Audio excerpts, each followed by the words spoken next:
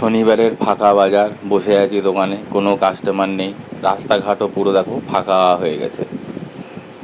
তো বসে থেকে থেকে কী করবো, তো ভাবলাম একটু খিদে খিদে লাগছে, এই ভাবলাম একটু চপ খাই।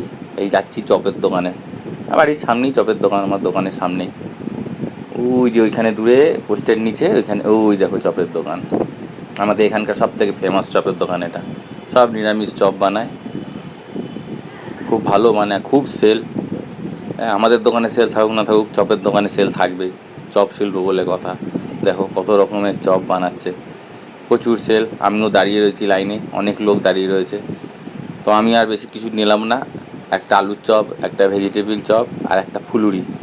7 টাকা, 7 টাকা, 7 টাকা, 21 টাকা। হ্যাঁ, যদি বা 1 টাকা দিইনি, 20 টাকা দিয়েছি, চেনাশোনা তো, 1 টাকা ছাড়। চপ নেওয়া হয়ে গেছে, এবার চপ নিয়ে এবার দোকানে চলে আসি, বসে বসে খাই, বুঝলে।